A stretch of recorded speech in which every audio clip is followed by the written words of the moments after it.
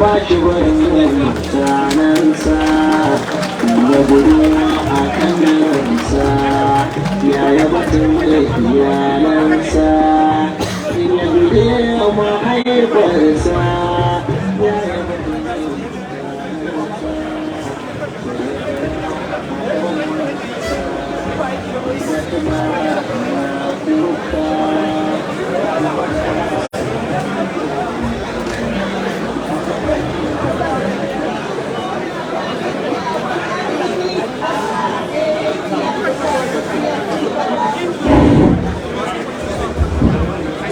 So please, let them come to stage. We are just about to start the program. In earnest. Please, kindly everyone to sit down.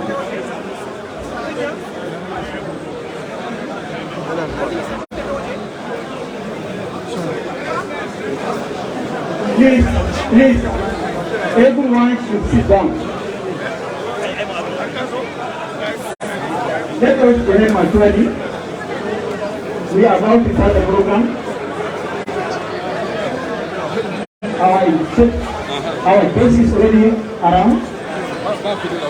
We are going to start the program. Please, kindly seated. Kindly seated, please.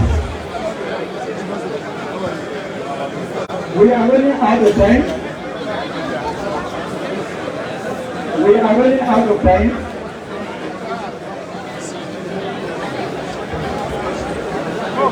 We are running out of time. Please, kindly seated.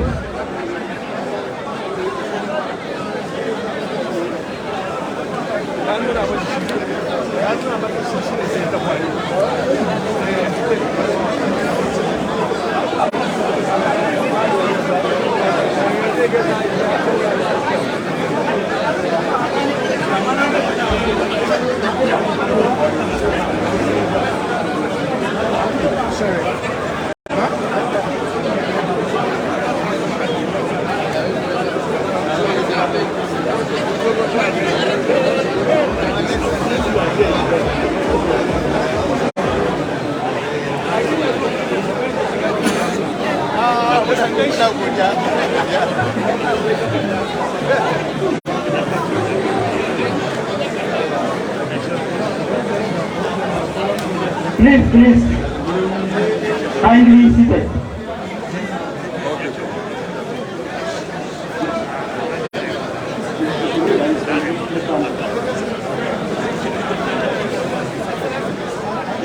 Please, can we rise for national anthem? Let us rise for national anthem, please.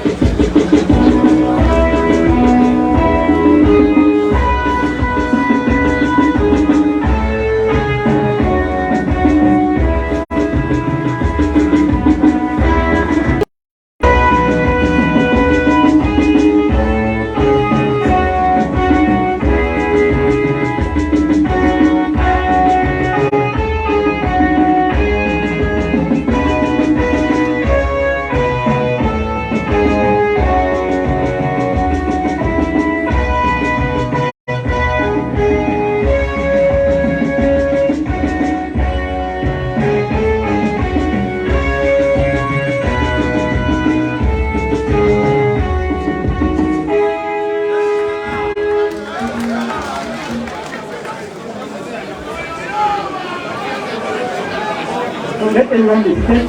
Please. The media should please sit down. Please, sit down. I want to humbly invite Madam Baba Ahmed to an opening prayer, please. Then also I want to invite Reverend Eendears to come forward for Christian prayer.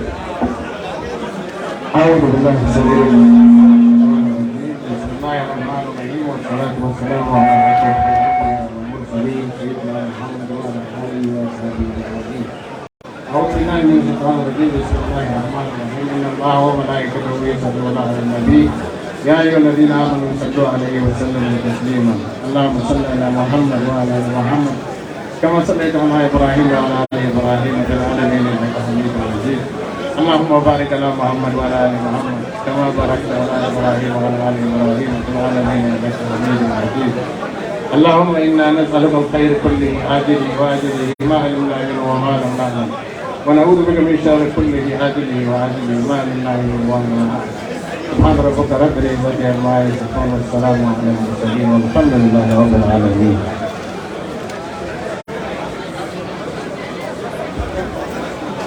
Our God in heaven, we thank you, and we thank you.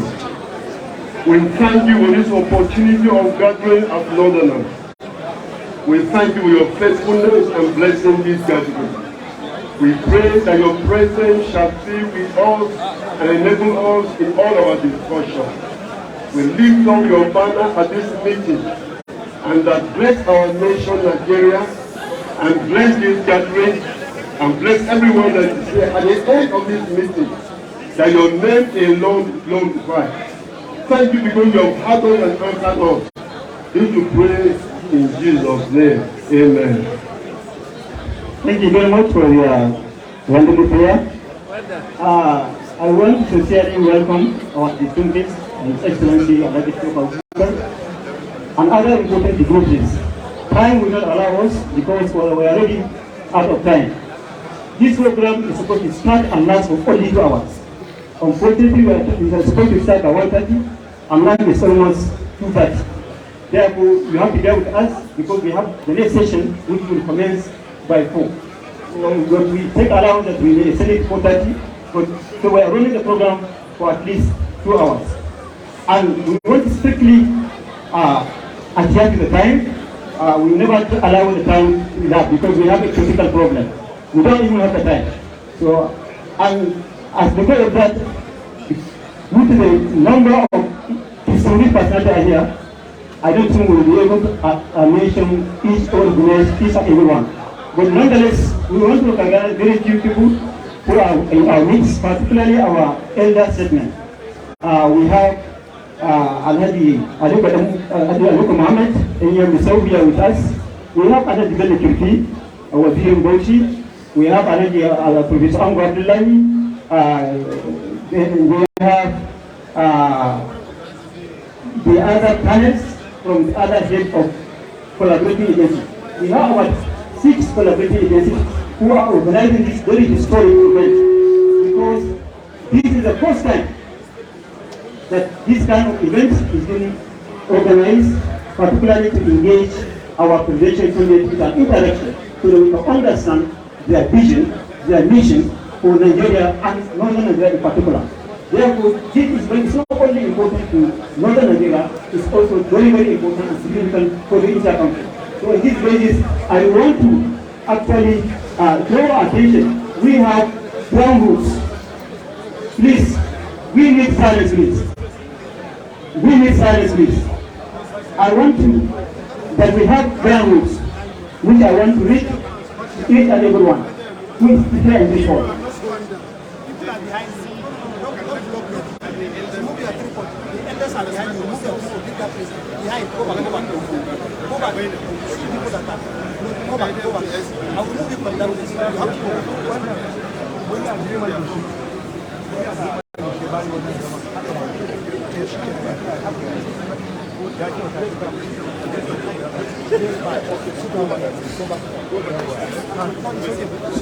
After we have ground rules, I want to read the ground rules so that we adhere strictly to the ground rules so that we have an orderly actual interaction without any other hitch.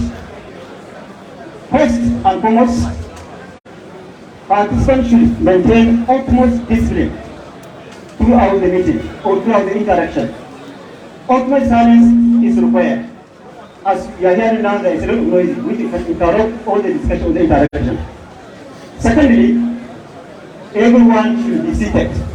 Everyone should be seated and remain seated unless recognized by the uncle to come and give a talk. When you are asked to speak, participants should strictly respect the time allowed. We allot a time for each and every speaker that will be allowed to make a comment.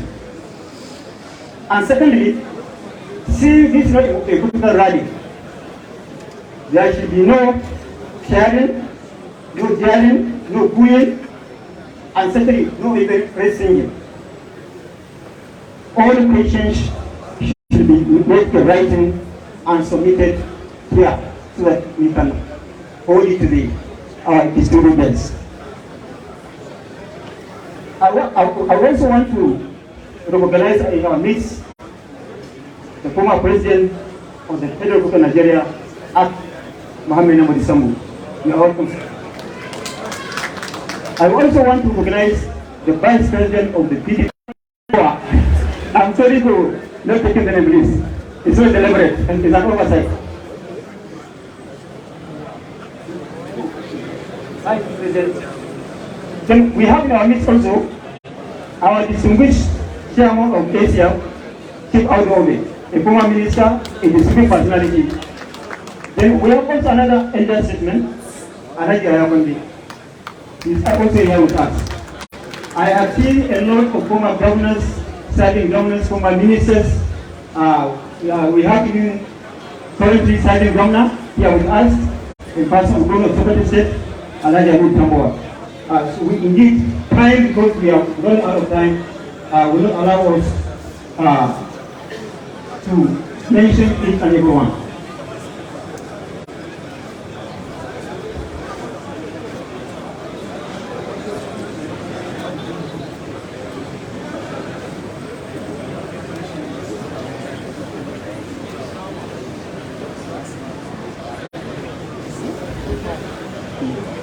So, obviously, one of the important and significant of community unity, which I say is very historic, the course of the time, not only in Northern Nigeria, but in Nigeria at large, not anybody that has actually made attempt to convene this kind of interaction meeting, engage our discussion, and engage our position candidate for this very important meeting, particularly to understand, appreciate what is the vision for Nigeria and Northern Nigeria in particular.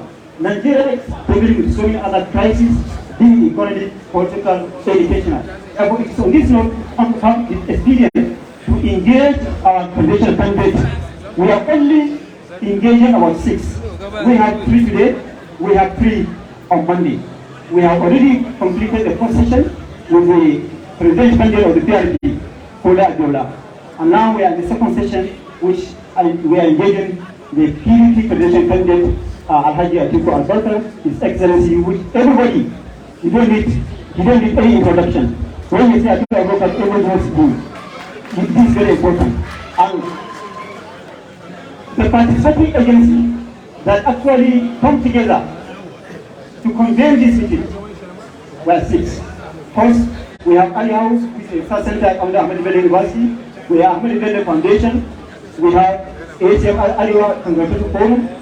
We have Jamia Khan Arewa. We have Arewa Development Research Project ARDP. Then we have Northern Eendears Forum. And each and every this organization were represented in this particular meeting. The leaders, the chairman of this organization were represented. We have about 2 segments or 3 segments of invitees. The first one, we have the panels who are here on the high table. And the panel is being shared by no any other person, but it is a personality of his own right, a royal father, who is very known in the entire country, Al-Haji Munir Jafaru Mada Tanzanzo. He is the chairman of this panel. Then next to him, we have Hakim Baba Ahmad from Northern Eendears Forum. Then we have Babayola from Arewa Research Development Project. Then we have the Wazir in Kaduna, who is also the chairman of Asia. Then next to him is Rabi Saulawa, the chairman, president of the Eendears-memorial Arewa. The Martin Arewa, sorry please. Then the next one is Professor Binta Abdul, who is standing on behalf of the Vice Chancellor of Ahmad Bello University.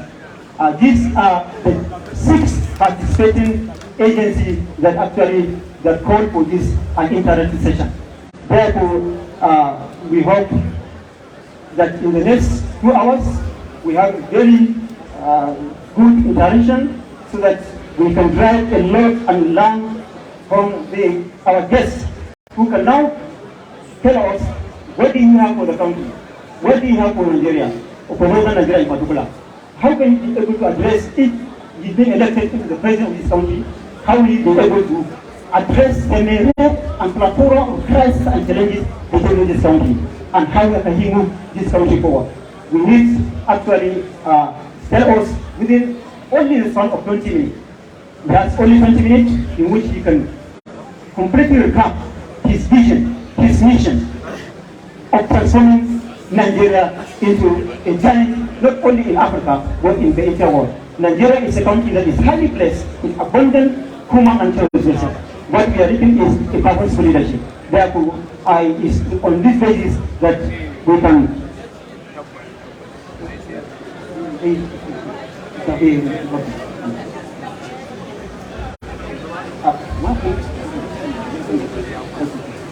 so the next thing on the agenda, because of time, I want to invite the chairman of the panel to give us his own remarks.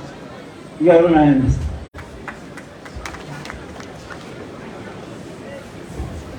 أعوذ بالله من الشيطان الرجيم بسم الله الرحمن الرحيم الحمد لله رب العالمين وصلى الله على نبينا Permission to stand on the existing protocol. It is my great honor and privilege to extend on behalf of Arewa Policy a very warm welcome to His Excellency, former Vice President Atiku Abubakar, Arewa, the presidential candidate of People's Democratic Party. I welcome to this event people achieve small knowledge in society, as well as members of inner and outer support team. I welcome his friends and well-wishers. I also welcome our distinguished elders, honorable stakeholders, our guests, members of the press, ladies and gentlemen. I can hardly express how delighted we are with the acceptance of the Vice President of DP to attend this important event coming in person. Vice President Atiku leaves no one in doubt about the importance and esteem of which he holds the people of Northern Nigeria. As you can see, this program is organized by all the major civic societies and social cultural organizations in Northern Nigeria. They include the Arewa Consultative Forum, ATF, the Arewa House, the Eendears-memorial Foundation, the Northern Elders Forum, the Arewa, the Arewa Research and Development Project, and the news organizations. These groups have their different and separate identities, structures, and operating sectors, but although different in many important aspects, they are united in the vigorous pursuit of peace, progress, and development of Northern Nigeria within the context of the federal Nigeria. Their decision to come together and establish a single platform of which to engage closely in the presidential candidates of major political parties in the 2023 election is evident.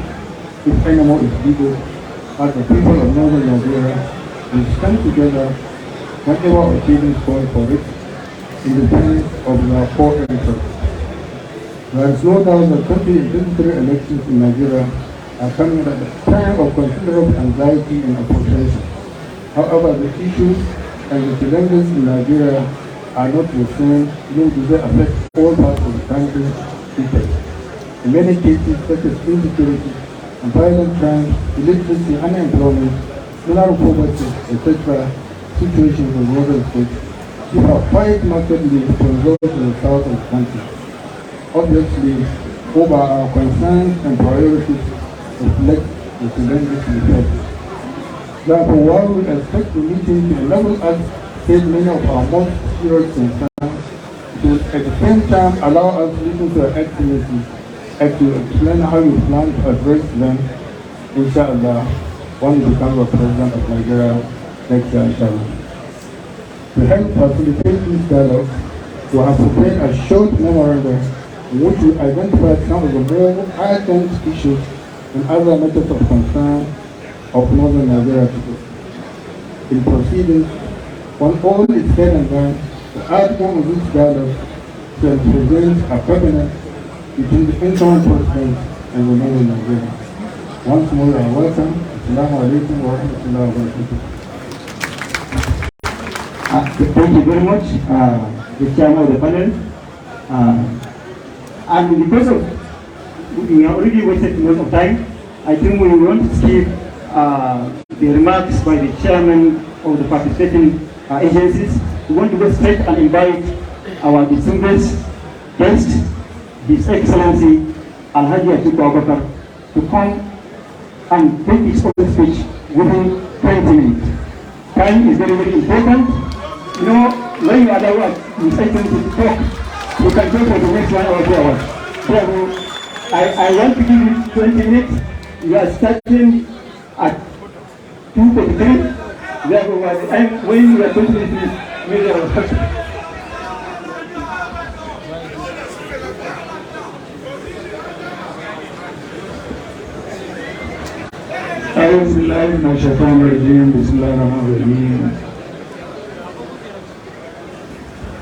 I want to adopt a very short protocol. Your Excellencies, Your Royal Highnesses, distinguished ladies and gentlemen, my brothers and sisters of the Arewa origin.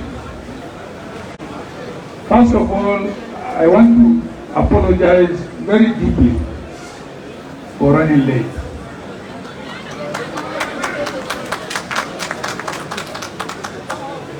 We were held up in Zaria and a court is called to the enemy. So I do apologize sincerely for this delay. Again, I want to apologize on behalf of Arewa House for the environment you have found yourself. Very hot, very humid. But we all should blame ourselves. We should have made this place cooler. I thank the Arewa House for really giving me this platform to speak to such a very distinguished audience. I particularly want to thank all those who are present here today and who have been suffering the heat.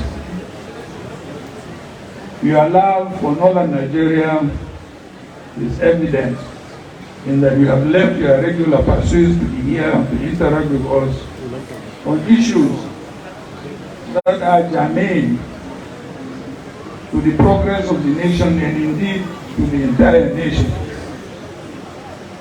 Really, your presence here inspires me quite a lot. I am immensely grateful to the management of Arewa House for providing a platform to outline the contours of my development agenda for our great nation.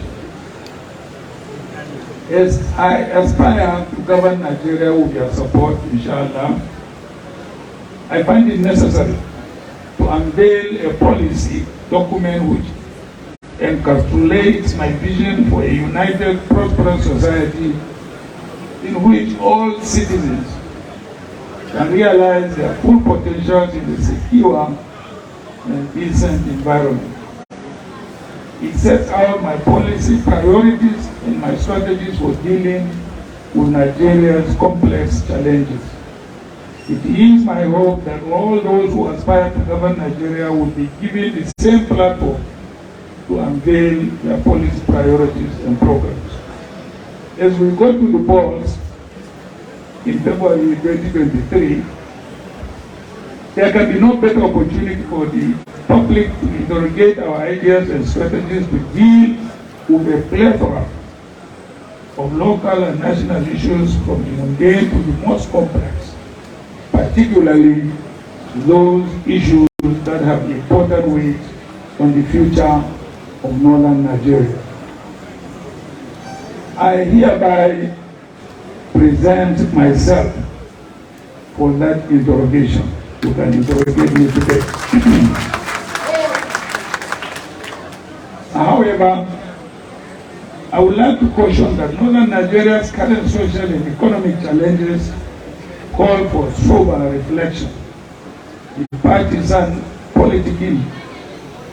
Irrespective of our political differences, it should be our collective desire to see northern Nigeria fulfill our potentials in the not too distant future. I can't wait. We must build consensus on one goal. Northern Nigeria must have its prosperity restored. It must re-emerge as a vibrant, prosperous, and self-reliant economy, operating in a peaceful, secure, and disciplined environment. Anything other than this goal cannot be an option for us in northern Nigeria.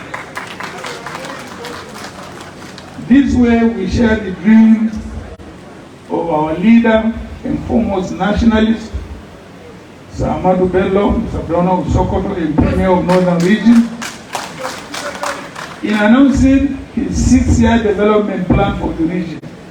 He noted the need for northern Nigeria, and I quote, to catch up quickly with even the most economically and socially developed countries in the world. And I quote, that was Ahmadu Bello. He had a vision to transform the region into the largest economy and the hub of investment and commercial activity in Western Sudan, a region whose development would be anchored on the resources and the resourcefulness of its people. He enjoined on several occasions our businessmen embrace modern industrial pursuits and revive that spirit of adventurous entrepreneurship which made medieval pre-colonial northern Nigeria a great region. He envisioned a northern Nigeria that would attract investors, merchants, scholars from all corners of the globe. Northern Nigeria can realize beyond the dreams of its founding father. It requires strong commitment, initiatives, and discernible shift from the mistakes of the past to lift northern Nigeria from the abyss to the top of a honey-coated mountain. It requires that we articulate and implement a transformation agenda with specific policies and programs to address the challenges of underdevelopment. Having come this far, so you may ask, so what is Atiku Abubakar's development agenda for Nigeria and northern Nigeria in particular? My development agenda seeks the political and economic transformation of Nigeria into a united, secure, and prosperous country in which all citizens can lead a happy, healthy, and productive life. Economic prosperity is an integral part of this agenda that has 5 elements. 1, to restore Nigeria's unity. 2, to strengthen national security. 3, to build a dynamic economy for prosperity. And improve education delivery, and then also devolve more powers to the states and the local government. Indeed, economic prosperity is the thread that runs through the other critical elements of the agenda. All of them, all the 5. What runs through them is economic prosperity. All 5 elements of our development agenda are closely linked and influence one another in a dynamic manner. The dream of building a prosperous economy will remain a mirage without unity, without peace and security. Can we achieve economic miracle without all this? No.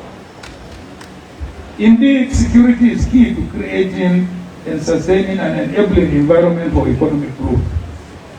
Creating economic opportunities for Nigerians will represent significant implications for social cohesion, unity and national security. Increased jobs and income opportunities will reduce the likelihood of our youth being involved in crime, violence and conflict motivated by manipulating religious or ethnic differences. Finally, a sound education system is needed to provide the citizens with the appropriate skills and competencies to explore available economic opportunities so that they can prosper. So you may quite rightly ask me again, what will your 5-point development agenda do to support the North? As is often asked, what is it? Is it there for the North? My 5-point development agenda is a national agenda, but with local touch. It is drawn up after careful reflection on key historical and contemporary events, which have helped in defining where we are today. My agenda identifies where we are today and envisions where we want to be as a nation and outlines how we will get there. It's just not mere rhetoric. While the agenda is nationalist in outlook, it recognizes the desire of the federating unity to chart a course of their social and economic development, but within a national framework. It does also recognize that the federating unit's development prospects depend largely on the political and economic development and local governments and across a broad range of private and public stakeholders and a range of state actors at both federal and state levels. I shall outline briefly below the areas of convergence between the 5-point development agenda for Nigeria and development aspirations of northern Nigeria. Growing the economy bigger and faster, the policy priority of the development agenda is to double the size of the Nigerian economy and achieve a GDP of approximately 900 billion by 2030. This would raise Nigeria's GDP per capita from the current levels of approximately 2,000 to 5,000, with additional significant impact on jobs and poverty. Although current growth projections are significantly lower, Nigeria has the potential to achieve this and become one of the top 15 global economies. It's doable, it's possible, with your support, we can do it. To restore its prosperity, the North must grow its economy. The North must grow its economy. Over the years, the region has suffered deindustrialization and long-term social and economic decline. Several years of inadequate protection have robbed agriculture of its capacity to support a modern, fast-growing economy in northern Nigeria. The combined GDP of the 19 northern states comes up to about 108 billion USD only. On per capita basis, this is less than $1,000. On the other hand, Lagos State only, with a population of approximately 15 million people, that is 12.5% of northern Nigeria's population, has an estimated GDP of 46 billion US dollars. Not only is northern economy small, but it's also structurally defective. The economy must grow for economic opportunities to abound.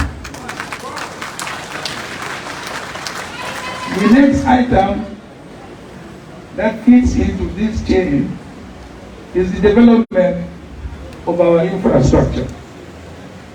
The supply of efficient infrastructure, including roads and rail transportation, communication and adequate power is extremely important for the economy to grow and create jobs. To build the economy of our dream, we must increase the stock and improve the quality of our infrastructure. Inadequate infrastructure has been identified as the most problematic factor for doing business in Nigeria. Those of us who do business know we provide our electricity, we provide our water, we provide our roads, we provide everything. The government doesn't provide anything except taxing us.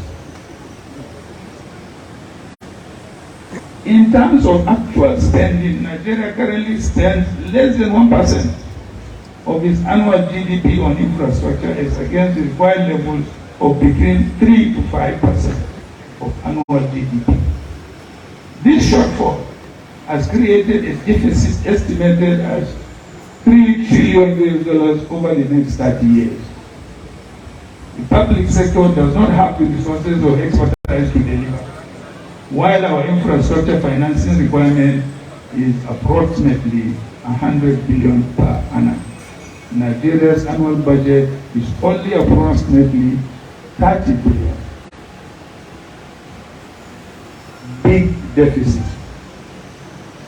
We shall and we have to incentivize with regulation and tax incentives a consortium of private sector institutions, both local and foreign, to establish an infrastructure debt fund. This is what I propose, in my covenant with Nigerians. Because I asked, where are we going to get the money? The government doesn't have the money. We must incentivize the private sector to come, give them tax relief, give them whatever relief they are looking for, ask them to invest, and make sure our rail works in the north, our roads work in the north, our electricity works in the north. Let them invest. Let them recoup their investment, even if it is, 20, 30 years. But we have all these infrastructures to develop our, part of the country. So this is the thread that is running. I have been told I have only 3 minutes left. Another thread that's running through this 5-point program is focusing on agriculture. The First Republic, it was the mainstay of our economy. Why should we abandon it? We abandon it simply because of the emergence of revenue from oil. Those of you who are of my own generation know that we were not educated by oil money. Absolutely not. Those of my own generation and those older than I am. We were educated by revenue derived from agriculture and taxation. So what can we do to make sure that we wean ourselves from dependence on oil? So agriculture, again here, is one top priority. I intend to make sure the North receives the greatest support so that we can reinvent our agriculture. The fourth is stimulating medium, small enterprises. Medium, small enterprises are what provides prosperity and employment to the lower and middle income people in our country. I can give you an example which I have always given. I have a micro standard finance bank which is today one of the best in the country. And it empowers virtually only women And as a result of that, we have moved 45,000 families out of poverty in my state to a state of prosperity. But all of them women. So that is why I propose that we will set aside 10 billion USD to promote small medium enterprises for our young entrepreneurs who leave school so that they can start up their own businesses. And there is one thing very, very important, and that is making sure that entrepreneurship is part of our curriculum.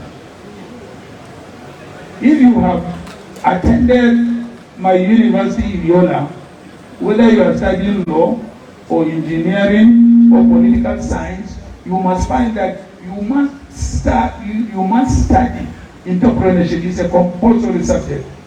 This is because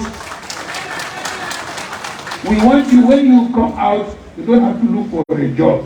When you come out, we want you to create jobs for yourself and for others. So this is another thread in my 5-point program. And of course, once you are able to move out hundreds of thousands of people from poverty, you can be rest assured that you are making progress. And then, of course, finally, or before finally, is the issue of restructuring or devolving more powers to the states and the local government. When about 2004, when I started advocating for restructuring, I had a very, very, very strong opposition from the north.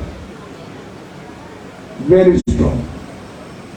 Today, thank God, the northern governors themselves and northern people themselves have bought into restructuring. What does it mean? It all simply means giving our states more powers, responsibilities, and also more funding to execute their own individual programs in their respective states. Simple. It doesn't mean you are going to get less from what you are going to get or what you are getting, but it simply means that you have more responsibility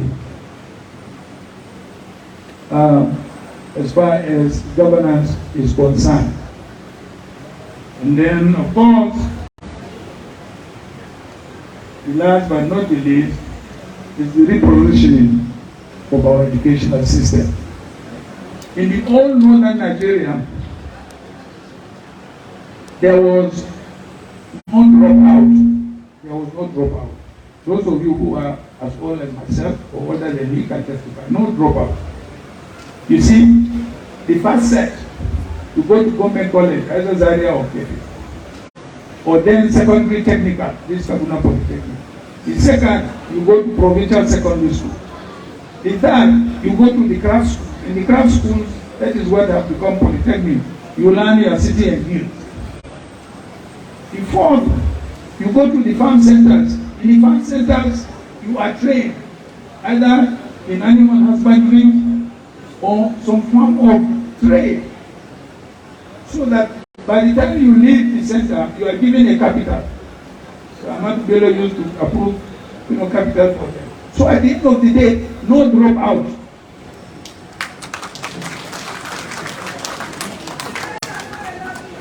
So, distinguished ladies and gentlemen, education is the last thread. And I am passionate about it. That's why I have an educational, what I call from cradle to grave. I have a kindergarten, I have a nursery, I have a secondary, I have a primary, I have a secondary, I have a university, all located in one location.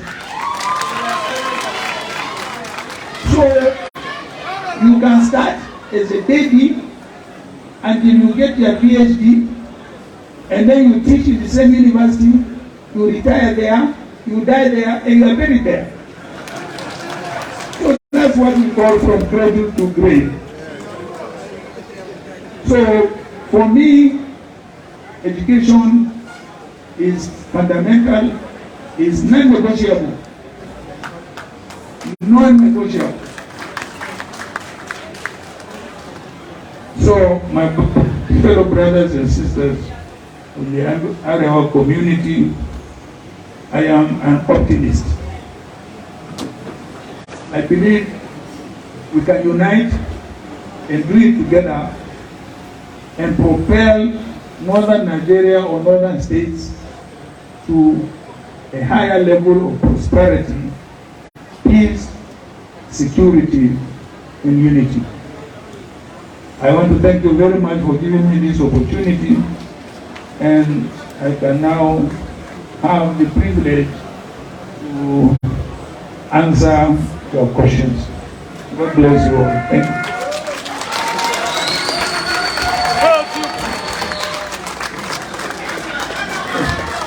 Thank you very much, Your Excellency. Thank you very much, Your Excellency. Alhaji Atiku, former Vice President, Federal Republic of Nigeria.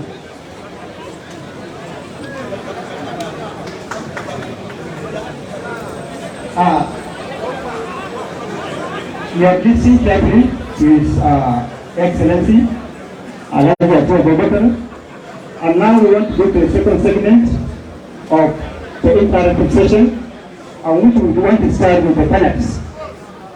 But before then, I want to make one important announcement, which is very, very important, because I want to clear some certain misconceptions.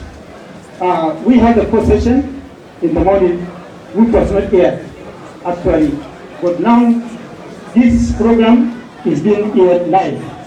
Therefore, we have to admit it is the candidate that actually provides for all the hearing. It is not the organizers that make the hearing, so that people cannot say that we are making segregation. This is very important. And we allow any other candidate that can also provide for his own arrangement for hearing, because it's very important to make this clarification, so that people will not go out with certain misconception. Then we started the program in the morning without live coverage, but now we do the second segment of the session, and I expect for the next segment, which is coming around 4:30 to 6:30. So therefore, it is very important to make this announcement. Okay. We want to start with the panel. I want to call. I want to start with the Wazir in Kaduna, so that he can make his own comment. أعوذ بالله من الشيطان الرجيم بسم الله الرحمن الرحيم. Now, my name is Senator Ibrahim Ida, Wazir in Kaduna, and I'm the Deputy Chairman of ACL. Now, I want to start the ball rolling. Your Excellency, when you started, you said you wanted to be green. And we have a team of 6 people here that will really grill you, with all due respect. Sir, I'm going to ask you a question on the social issue. An intractable issue that has defied solution. An issue that is a global, national problem that has been predicated to a state or local government issue, and that is the issue of migrate. Now, statistics show that there are over 20 million out of school children. Definitely, I believe that there are more than that. Now, we have not gone into the details of your poverty with Nigeria, but we want to know specifically this issue has now been made to be addressed by local government and states. They don't have the resources, they don't have the wherewithal, and for that matter, I don't think they even have the capacity. Sir, what specific approach would you make that is different from what the previous governments have done, which have really either scratched it on the surface or has not made any possible or any apparent impact? That is the question, Your Excellency. Please, the media should move their microphone to the front of the Vice President because we want to answer the question while sitting. No problem? Eh? Yeah, okay. Problem? You say what?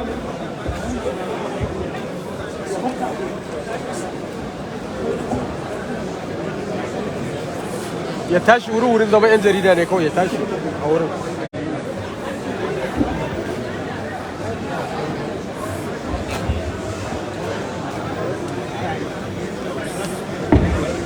Hello.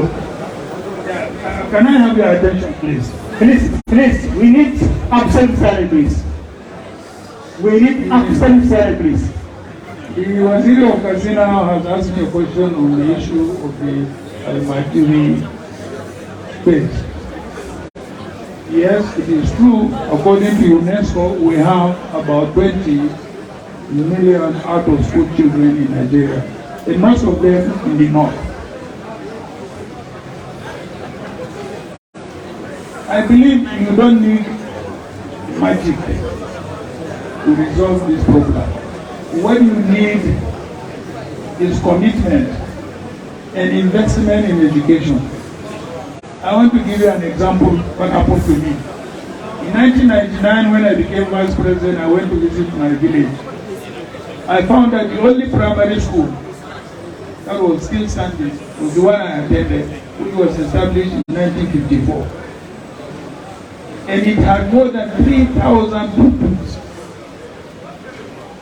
More than 3,000. What did I do? I now went to every Angua. We have about 7 Angua in my village. And I built a complete primary school and equipped it and handed it over to the local government. And built a science secondary school and also equipped it and handed it over to the local government. The point is that I don't agree that either our local governments or our states don't have the capacity. I will tell you why. Again, when we were in office, we enacted a compulsory education law, making it compulsory for every child to go to school in Nigeria. And it is the responsibility of the state and local government to ensure that. What did we do? We also imposed education tax on Nigerians. Those of you sitting here are paying education tax, whether you know or you don't know. And this education tax is being distributed to the states and local governments every month.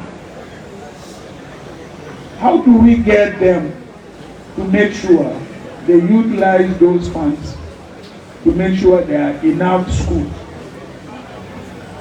After all, as most of you know who have read my history, my father went to prison because he refused to send me to school. Now, the village head cannot force you to go to school, the district head cannot force you to go to school, not even the local government. They say there is fundamental human rights, but you can legislate it. Since we legislated compulsory education tax, why would we not legislate compulsory that you must send your children to school?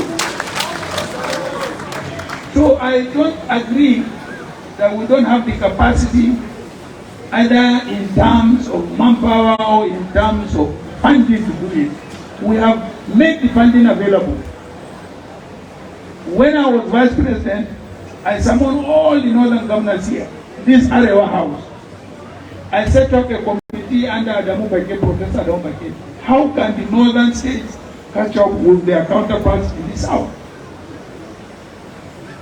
And he spent almost 1 year touring the northern states, and so on and so forth. He came with the blueprint.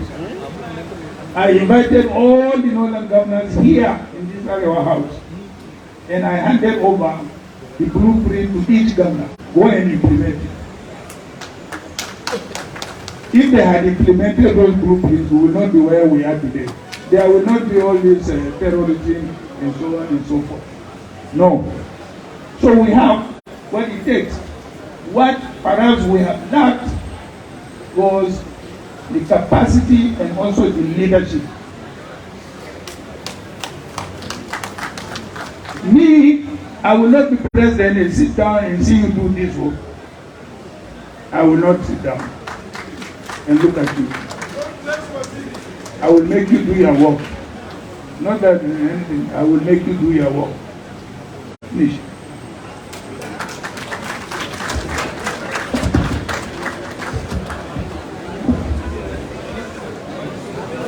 The next one, I want to be selfish. I want to invite the President of the Body to come forward.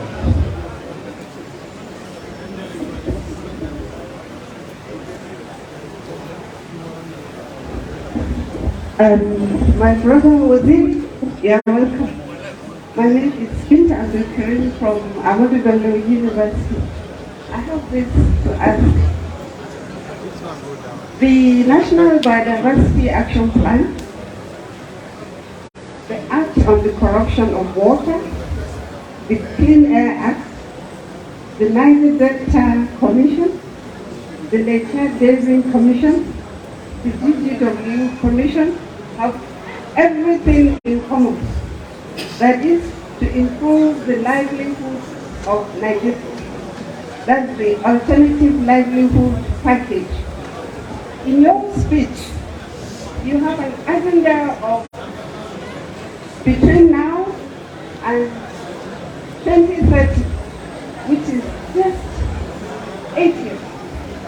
And you know, to achieve a substantive political interval vis-a-vis the location, the human interaction, the built environment. I'm glad my brother is here. We need habitat, house, wealth, money, security. And for each of these, there are timelines. Short, medium, and long. Ms. Waziri, we want to know that window of timeline that you have, you can achieve this 6-term or 6 plan of NECO, so within 8 years. Thank you very much. And also, already answered that one now. I have one more question. And so, most of these agencies are not working in consonance with each other. Everybody is working on his own. How do you unite us, please? There has to be a streamlining, first of all, of these agencies. In fact, one of my policies is to make sure how do we reduce even the number of agencies, because there are so many interlapping agencies that have been created by government. So that has to be resolved by realigning these agencies. And then, secondly, when it comes to the issue of funding, where you are very much concerned, I have told you how I intend to use the private sector to get involved in funding some of these projects. Because we don't have the money, I said it. So where are we going to get the money? Right now, if you are talking about housing, there is an oversupply of housing in Abuja. You know why? Simply because there is money laundering. But the oversupply of housing is not housing that caters for the ordinary man, for the poor man. What you can do is to identify those investors in housing. Come. Yeah, you are building houses for medium and high income group. I want you to build houses for low income, these people who don't have houses. If you build the houses, I will give you tax incentive. I will give you this, I will give you that. They will do it.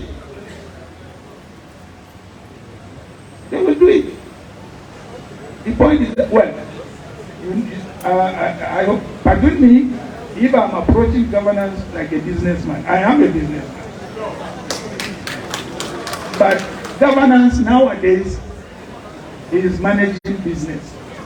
If you don't know how to manage business, don't get involved in governance, because it will be a failure. Thank you, Your Excellency. I also want to now call on Arewa, please for time, because I run out of time. I'll give you 2 minutes, please. And go straight to your question, please. ‘Yan uwana matan Arewa da mazan Arewa. Your Excellency, Jam'iyyar Matan Arewa was founded in 1963 by our mothers who felt the northern woman was being left out. 59 years after, we are still being left out, be it economically, be it socially, be it educationally, be it politically. Your Excellency, you have daughters. Your sons have wives. I think it's high time we, the northern woman, is given a chance. Sai a ce mata muna da matsala, kuma bayan ku maza ku ne matsalan mu. Sai ku ji an ce ai mace tana da rauni, to raunin ba hauka bane, ai muna da hankali. To gaskiya, apologies to those that don't understand Hausa, but this is a brother of ours. He's from the north.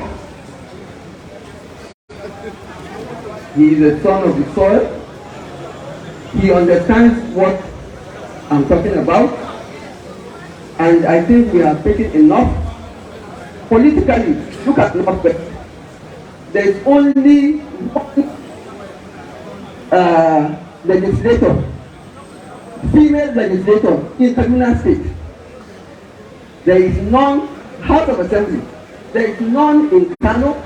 There is not one Assembly.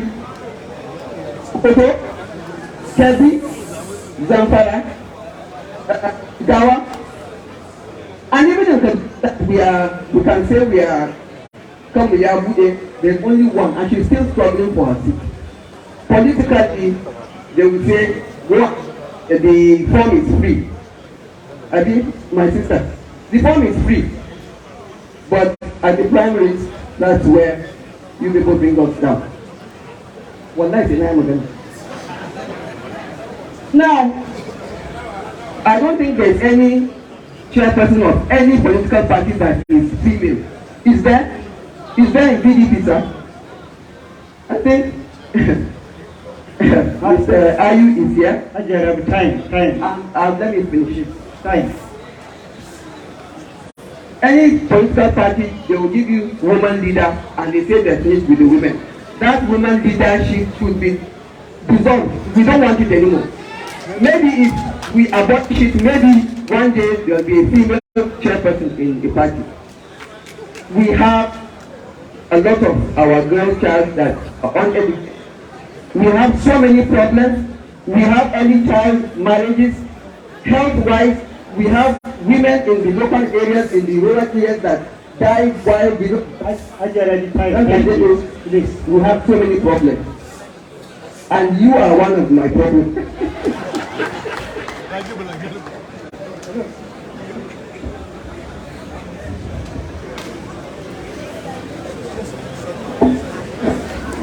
Ajarabi, if you want women problem to be solved, vote PDP.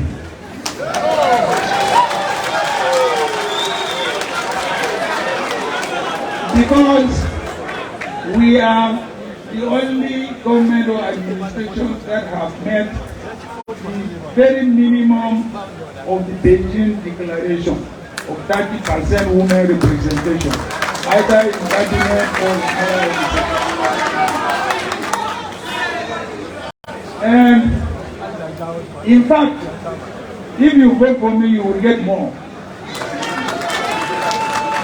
You know why you will get more? Are you with me? Are you with me? Do you know why you will get more with me? Because I was brought up by my mom.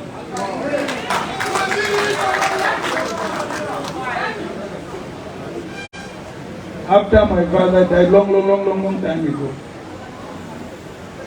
So that's why in my last presentation I said I directed my bank to give 80% of their loan to women. And because of that, we moved out 45,000 families out of poverty. And because of that, we have 90% repayment. 90% repayment by women. They will pay loans. And they will utilize it to improve their family, to send their children to school, and even to support their husbands to marry another one. So, if you want to see the rights of women, vote PDP, vote Atiku.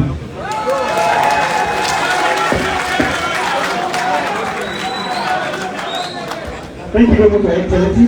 I want to call Arewa, please. I'll give you only 1 minute, please. Your Excellency, my name is Arewa. My question is, irredentism has taken over the country. We only hear of Yoruba race and Igbo nation. When people are talking about Nigeria, from where I'm sitting, I don't think it's only Northerners. I'm talking as a Northerner, not as a pan-Nigerian. It's only Northerners that are talking about Nigeria. People talk about the Igbo nation, the Yoruba race, and so on and so forth. In this context, I've been profiled. I've been denied opportunities to go in certain parts of the country. I've been maligned. Implicit and banditry have been ethnicized. And it has been identified with me. In presentation, your 20-minute presentation, I didn't hear you talk about how you intend to make me feel a Northerner. Some programs of this government, like the rural grazing area, like the NLTP, the National Livestock Transformation Program, and open ranching or open ranching as against open grazing, have not been realized because the government has been susceptible to blackmail. How do you intend to make me feel a Nigerian? To start thinking like a Nigerian? I am thinking as a Northerner now. Thank you, sir.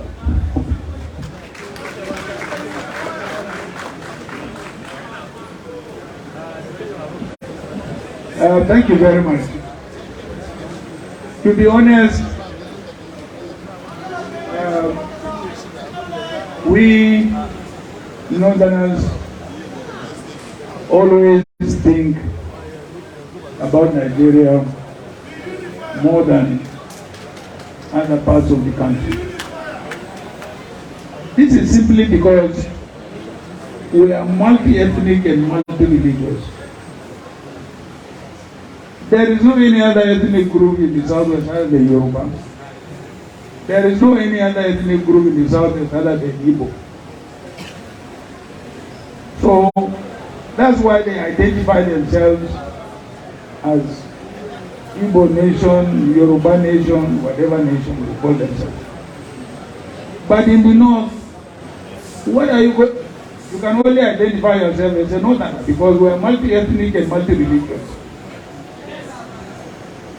Multi-ethnic and multi-religious. when you come to the, you give an example of grazing or open grazing. One, I am a manufacturer of livestock feed, from cattle to poultry. Two, I have more than 1,000 heads of cattle. They have never moved out of one location. So it's simply introducing modern methods of looking after our livestock. No more, no less. I had a very big quarrel with the governor of Oton on his accusation of Fulani, this Fulani, that. Big quarrel with him. I say, I'm Fulani. Why should you categorize all Fulanis? And he admitted even his own ethnic group are stealing his own talk. I said, then why are you not calling all thieves? They are all thieves also. So, it's just that we have to improve on the way and manner we look after our livestock. They have 1,000 heads of cattle there. They have never moved out. And I'm a manufacturer, as I told you, of livestock feed. From cattle to chicken to whatever. I manufacture them and I sell. So it's a question of introducing modern ways of how we tender, our livestock. Finish. Thank you very much. I also want to invite Dr. Mikin for just 1 minute. Doctor. Your Excellency, Northerners are watching you now, and in the next few days, they will hear or they will see you. Please tell the Northerner why, out of all the presidential candidates, they should trust you and not anybody else with their votes and their trust, and why you are the best candidate that can lead the North and Nigeria through change. Please talk to the Northerner directly.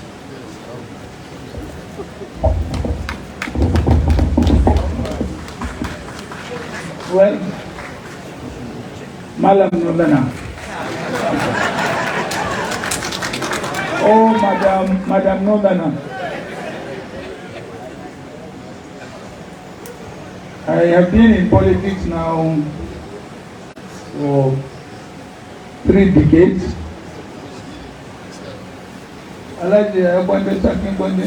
Or Professor Ango.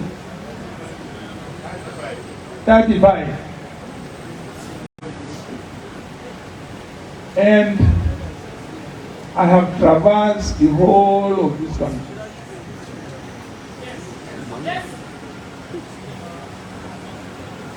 I know the whole of this country. I have built bridges across this country. I think what the average Northerner needs is somebody who is from the north and who also understands the other parts of Nigeria and who has been able to build bridges across the rest of the country. This is what the Northerner needs. He doesn't need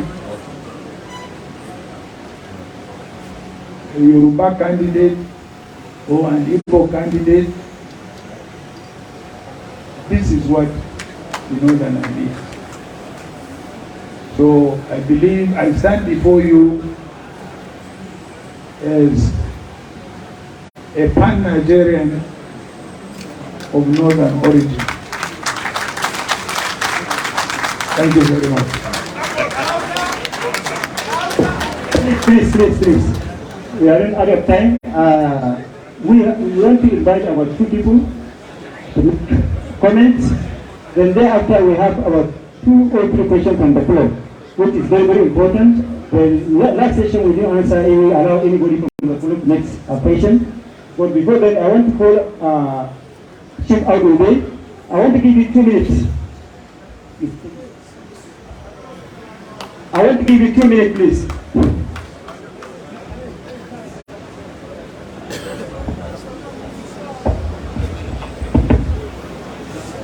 Your Excellency, just 2 questions.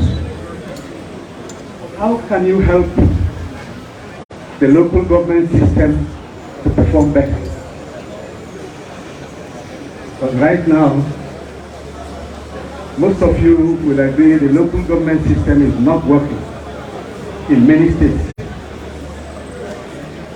And number 2, how much longer will the Naira continue to die?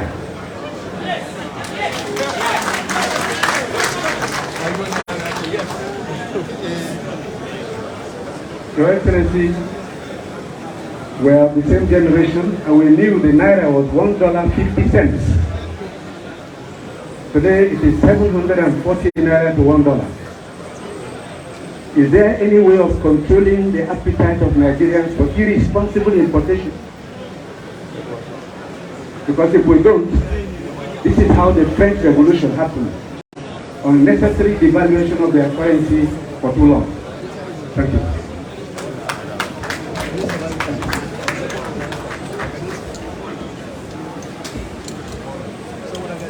How do obey? You and I were foundation members of PDP. You know that in our government, that was not so. You left us, you went to APC. And you brought about the present predicament we are talking about.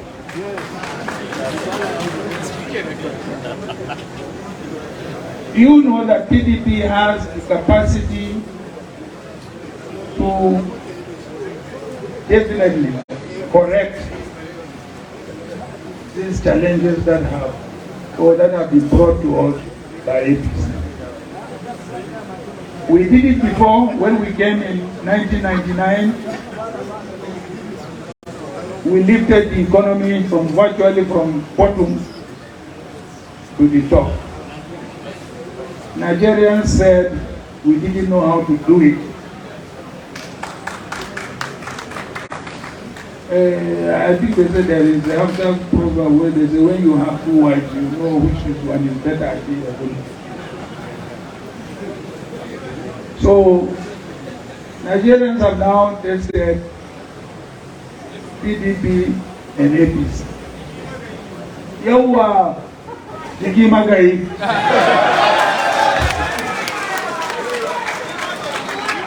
So I believe we have the capacity to stabilize the value of the Naira.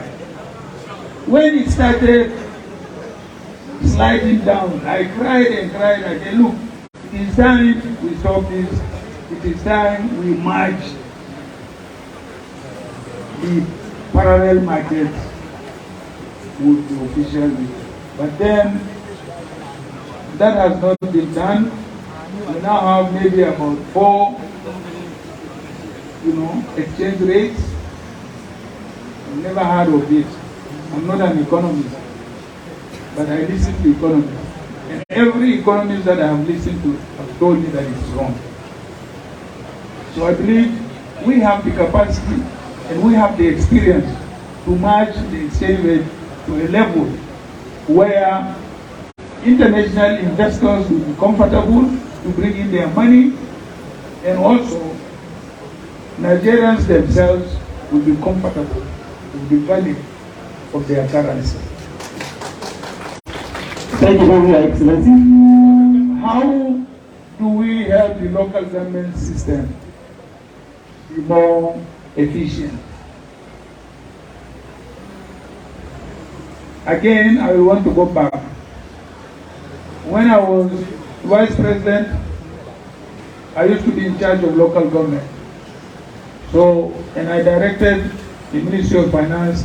I said all local government allocations must be transferred straight to the local government. But then the system was going on very well, and the local governments were functional. And then later on, I was overruled and was told that the local government funding must go through the states to a so-called joint account. And from joint account, we don't know where the money went. So I believe it is something that we can also correct. For sure, we can correct it. And the local government can function better. I used to tell some of these local government chairmen, I said, when I was growing up, the people who were running our local government or native authorities system were either grade 3 or grade 2 at most. And yet they ran a local government system that was very, very efficient, very accountable, and we were all educated from local government sources. No oil money before, it was only taxation. My parents were paying poll tax, cattle tax, goat tax, market stall tax, radio tax, bicycle tax.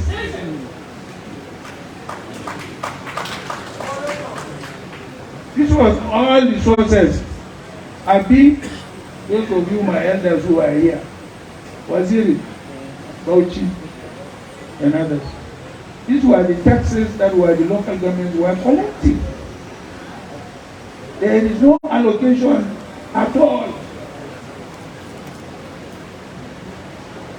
So we can reinvent how the local government system can be funded, to be managed, and then we can have the best results from that reorganization. God bless you all. Please, I want to give 2 minutes to Raja Rahman.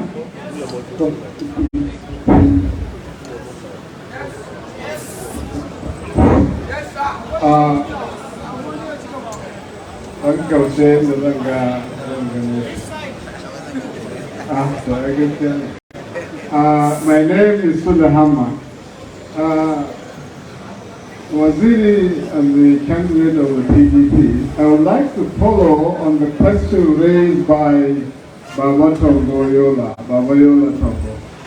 That is to say, the position of a Nigerian citizen. All these policy programs are aimed at obviously developing the Nigerian citizen and creating something within the context of Nigeria in order to give value and meaning to a Nigerian. Nigerian citizenship is the issue central to Nigerianness. From 1960 to today, Nigerian citizenship has been losing value and respect. It has diminished a position that while the Constitution has guaranteed a Nigerian citizen to move around the country in freedom, safety, and peace, and to live in any part of the country, to pursue his livelihood in any part of the country, in reality, it is not so.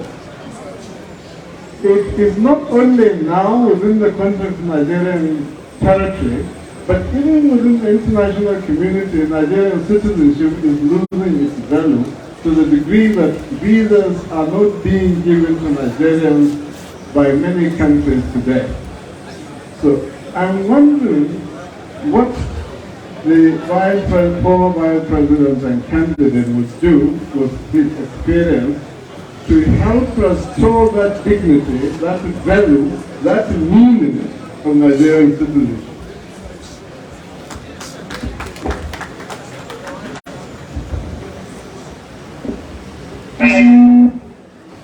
Thank you very much, Malan Suleyman. Definitely there is need for an administration to look into that. One, I believe the issue of citizenship should be looked into. What do I mean by the issue of citizenship should be looked into it? In other words, there must be, every Nigerian must be given under the law the right of citizenship wherever you may decide to be. What I mean by that, the 1994 Constitutional Conference, we have made a draft proposition on the issue of residency, where we made it, or we made a provision where a term of residency spanning either 2 years or 3 years will give you, wherever you reside, the right of the citizenship. But it was vehemently opposed, mostly by our southern counterparts, not by even northern. Because I remember our group was then led by the late Sheikh Musa Arewa. So there,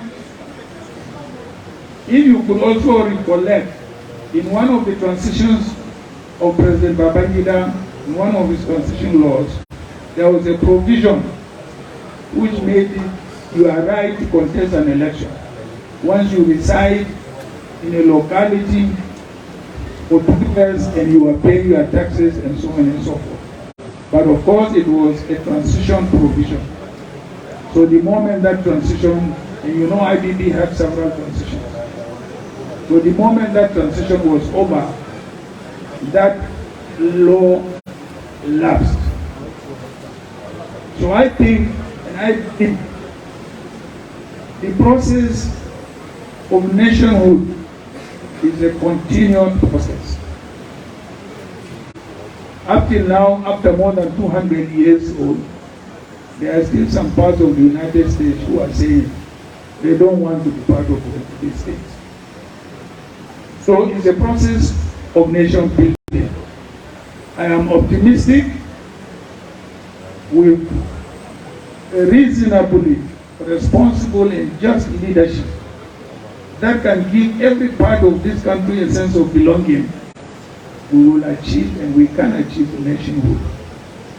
We came in 1999 with government of national unity.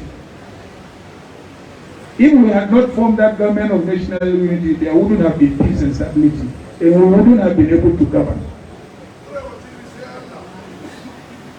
I believe, again, we have gone backward to warrant. That's why I announced, when I announced my candidature, I said, if I win and you vote for me, I will form a government of national unity. Simply because peace, unity, and stability is prerequisite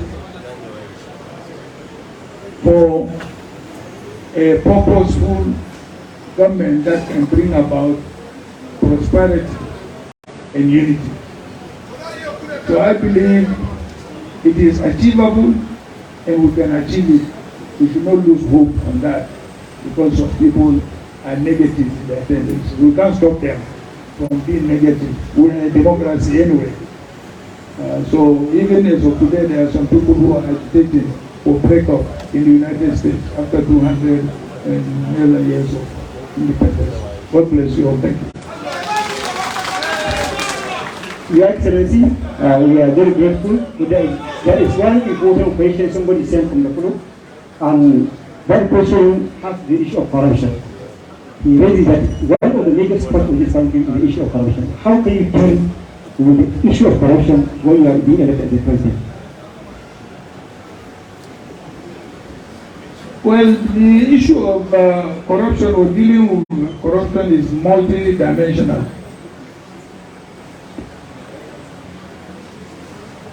But I think I have given some examples before in some of my public speeches. and even an experience.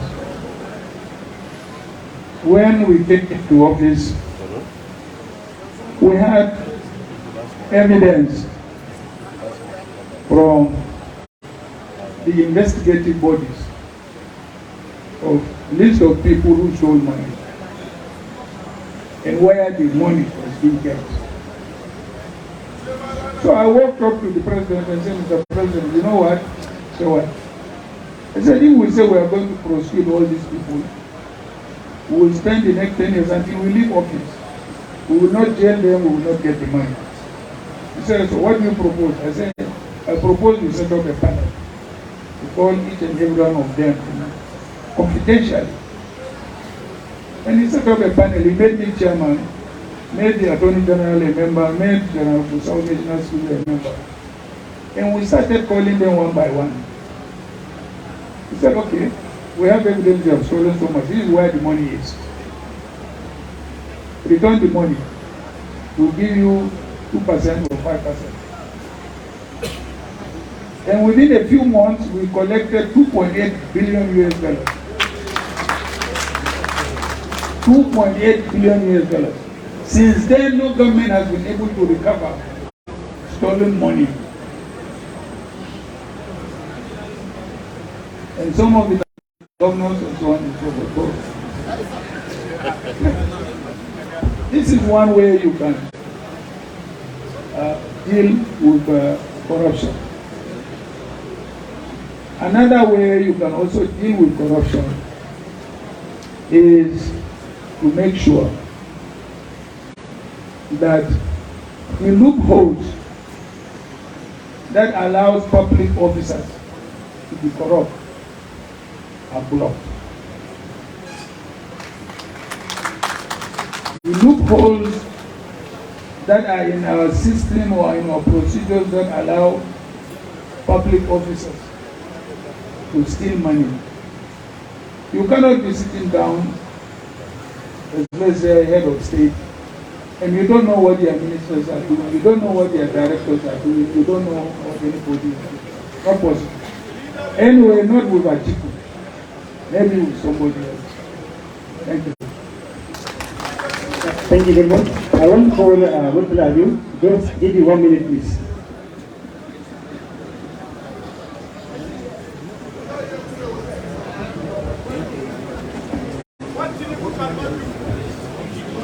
Your Excellency, next year by now, there will still be flood in Abuja and in Jigawa, and most part of northern parts of the country. Because we've been warned last time that there's a flood this year. And if nothing is done, there will be the same flood next year. And over 5 million families of farmhouses have been displaced from their residences. And there will be remediations being proposed, like dredging of the river, Hadeja, Komadugu, Yobe, and so on, to narrow the floodplains to ensure that water is channeled to the chart to reduce the flood. I don't know if the government are coming to head has a plan for managing the ecology, especially as flooding in northern Nigeria. Thank you. Well, I can assure you we do, because there was also flood in Adamawa. So, virtually all parts of northern Nigeria have experienced this flooding. And again, unfortunately, when we came into this administration, we found that there were contracts that were awarded for dredging of River Niger. Contracts awarded paid. That these are projects that are fundamental to the realization of our food security, in particular in the north, and also our agriculture. Again, some of these dams can be turned into medium or small and medium hydroelectricity projects. I propose that in our second term, by 2005, we would have been self-sufficient in electricity. But that proposal was not, or was rather rejected. So all these rivers and dams, for instance, you have so many dams in the northwest. All what you need to is bring the turbines, install them, and you generate power. You distribute within the northwest. You don't even have to upgrade your transmission. You can do that in the northeast, you can do that in the north central, and so on and so forth. So these are some of the projects that you can divert this flooding into these dams to create mini power stations. I remember President Ramos of the Philippines. I used to give this example. By the time he came into power in the Philippines, the whole of the Philippines was in darkness. So what he did, he made provision for regional power stations. And within 2 years, the whole of Philippines was lit up. So anytime, anywhere he appears, he is a Ramos, they say power, power, power, power, power. Because there was power, there was light everywhere in Philippines. But the policy of government of trying to centralize as much as possible power generation, power transmission for a diverse country like Nigeria is wrong.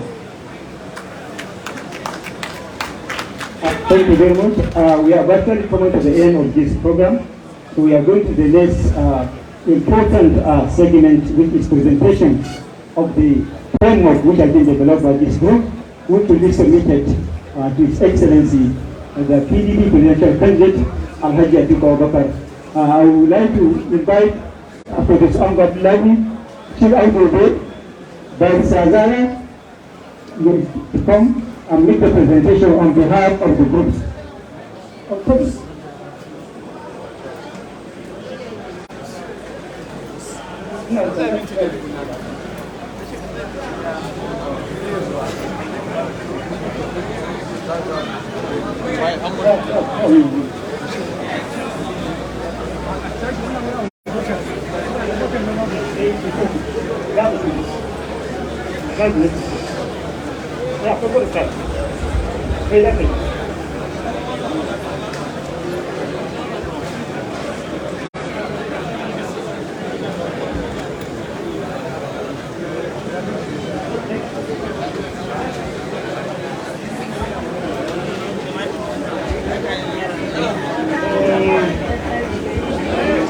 That's a bit behind the organization of this important interaction between the North and our presidential candidates, especially those from this part of the country.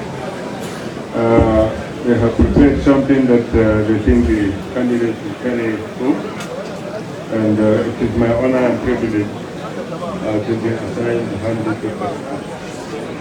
the Vice President of the President.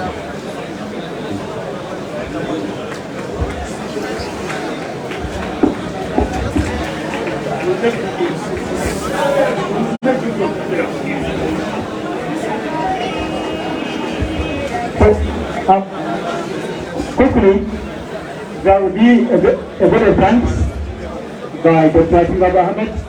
But before the vote of thanks, please, we want to recognize the presence of Dr. Aisha Ayu, the PDP National Chairman, and also the Dr. Raymond Harris Chief Dr. Raymond, DG Technical and Ethics. Thank you very much. Please, vote of thanks.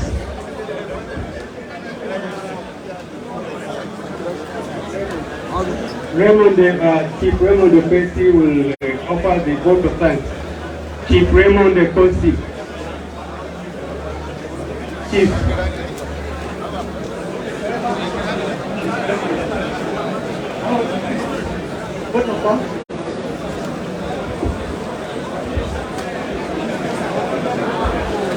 May I please, on behalf of His Excellency Atiku Abubakar, Vice President, Federal Republic of Nigeria, 1999 to 2007, and is indefatigable Vice Presidential candidate, Governor Ifeanyi Okowa, and the entire team express profound appreciation and gratitude for the opportunity for our principal to interact with you and through you with all Nigerians.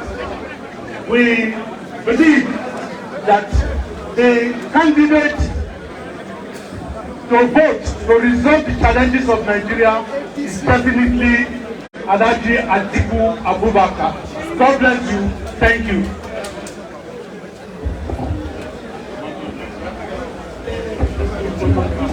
Please go. Group photograph. Group photograph.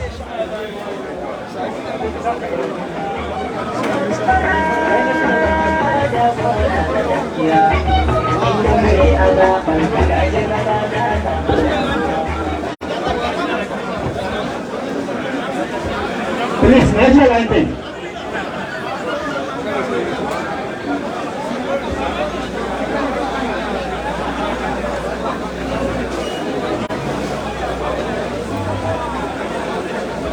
Ladies and gentlemen, hold on again.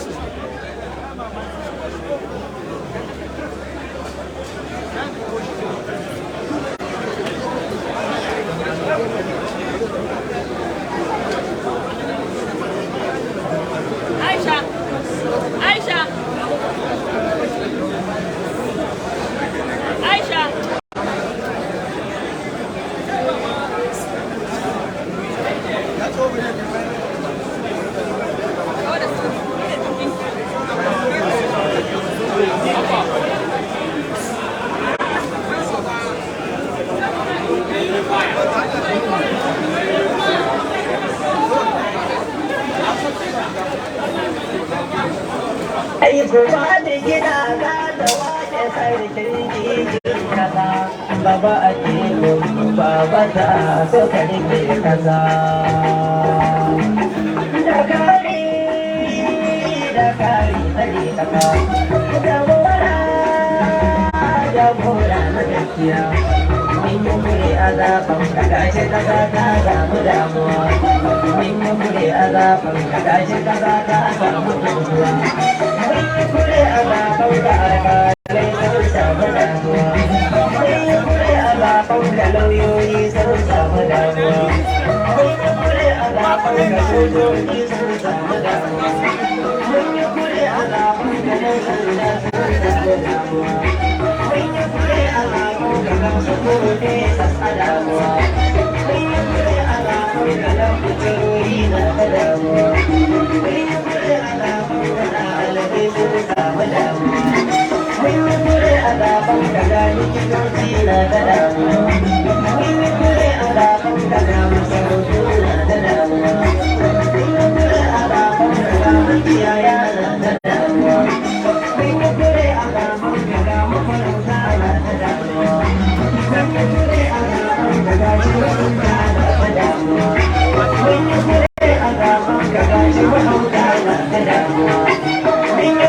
Allah